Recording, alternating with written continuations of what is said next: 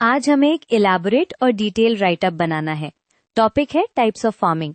मैं तुम्हें step by step help करूंगा ताकि तुम्हारा आंसर स्ट्रक्चर्ड, कंप्लीट और एग्जाम रेडी लगे।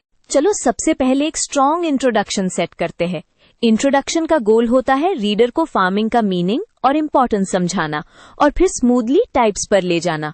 इससे तुम्हारा आंसर रैंडम लिस्ट जैसा नहीं बल्कि वेल रिटन पैराग्राफ जैसा लगता है। अब हम एक स्मार्ट मूव करते हैं, टाइप्स को क्लासिफाई कर देते हैं। क्लासिफिकेशन लिखने से एग्जामिनर को तुरंत क्लैरिटी मिलती है कि तुम सिस्टमैटिकली कवर कर रहे हो। यहाँ हम दो मेन बेस ले सकते हैं, पर्पस के बेसिस पर और मेथड या एनवायरनमेंट के बेसिस पर। पहला इंपॉर्टेंट टाइप है सबसिस्टेंस फार्मिंग। इसको समझना इजी है। जब फार्मर मेनली अपने फैमिली के कंजम्पशन के लिए ग्रो करता है।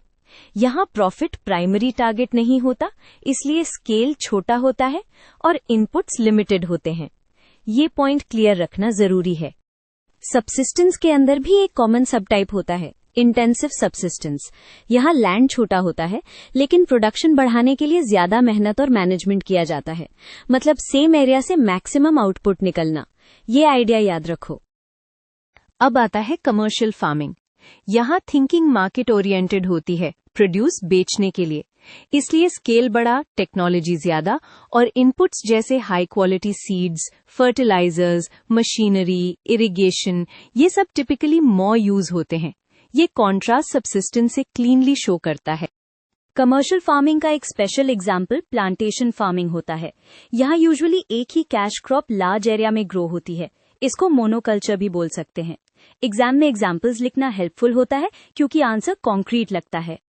अब इंटेंसिव फार्मिंग को सेपरेटली समझो क्योंकि ये पर्पस से ज्यादा मेथड पर बेस्ड होता है। इंटेंसिव का मतलब होता है हाई इनपुट पर यूनिट एरिया, यानी लैंड का फुल यूज किया जाता है। इसमें यील्ड्स हाई हो सकती हैं बट कॉस्ट और रिसोर्स यूज भी हाई होता है। इंटेंसिव का ऑपोजिट एक्सटेंसिव फार्मिंग होता है। एक्सटेंसिव में लैंड एरिया बड़ा होता है but inputs per unit area कम। इसका benefit cost per unit area low हो सकता है but yield per hectare comparatively low होती है। ये कंपैरिजन एग्जामिनर को कॉन्सेप्ट क्रिस्टल क्लियर करता है। अब मिक्स्ड फार्मिंग, ये टाइप स्टूडेंट्स को इजी लगता है क्योंकि नाम ही क्लू देता है, क्रॉप्स प्लस लाइवस्टॉक। इसका की एडवांटेज स्टेबिलिटी होता है। अगर क्रॉप फेल भी हो जाए, एनिमल से इनकम सपोर्ट मिल सकता है। इस पॉइंट को लाइन में लिखना हाई स्कोरिंग होता है।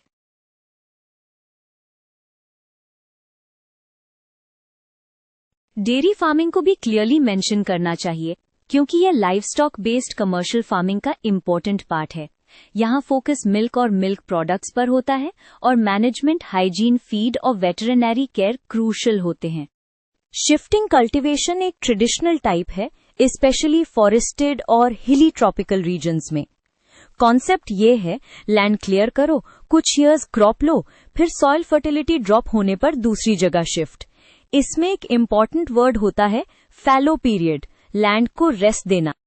नोमैडिक हर्डिंग भी आता है, स्पेशली एरिड और सेमी एरिड रीजन्स में। यहाँ पीपल परमानेंट फार्मिंग नहीं करते, they move with the animals, पानी और ग्रेजिंग लैंड के अकॉर्डिंग। ये टाइप क्लाइमेट कंस्ट्रेंट्स को डायरेक्टली रिफ्लेक्ट करता है, इसीलिए ज्योग्राफी आंसर्स में इम्पोर्टेंट होता है। अब एनवायरनमेंट के बेसिस पर ड्राई फार्मिंग और वेट फार्मिंग डिस्कस करना यूजफुल होता है। ड्राई फार्मिंग का कोर आइडिया है लिमिटेड रेनफॉल में फार्मिंग, सो मॉइस्चर कंजर्वेशन टेक्निक्स इंपॉर्टेंट होती हैं। ये वाली एक्सप्लेनेशन कॉन्सेप्ट बेस्ड मार्क्स दिलाती है। Wet farming generally high rainfall या अश्योर्ड इरिगेशन वाले एरियाज में होती है। राइस जैसे क्रॉप्स जिनको ज्यादा वाटर चाहिए, वेट फार्मिंग का क्लासिक एग्जाम्पल है। ये डिस्टिंक्शन लिखने से क्लाइमेट वाटर लिंक क्लियर हो जाता है।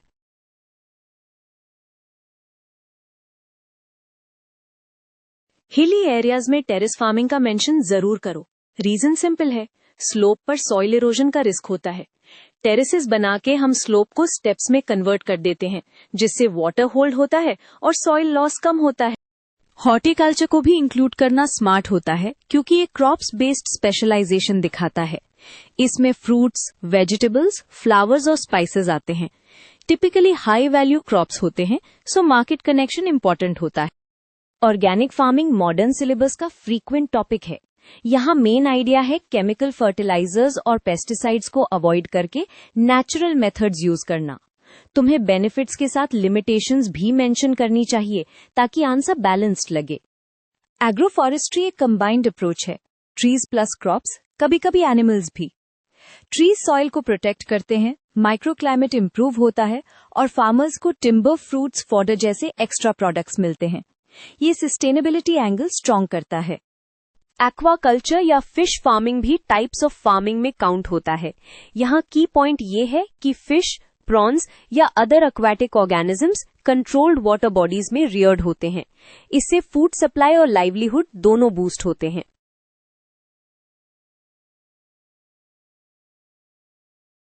मॉडर्न फार्मिंग टेक्निक्स मेंशन करना आंसर को अपडेटेड बनाता है, जैसे प्रिसिशन फार्मिंग, डाटा और टेक्नोलॉजी यूज करके फर्टिलाइजर, वाटर और पेस्टिसाइड्स को एग्जैक्ट अमाउंट में अप्लाई करना। इससे वेस्ट कम होता है और प्रोडक्टिविटी इंप्रूव होती है। सॉइललेस फार्मिंग का क्विक मेंशन भी अच्छा होता है, स्पेशली हाइड्रोपोनिक्स। यहाँ सॉइल की जगह न्यूट्रिएंट सोल्यूशन यूज होता है।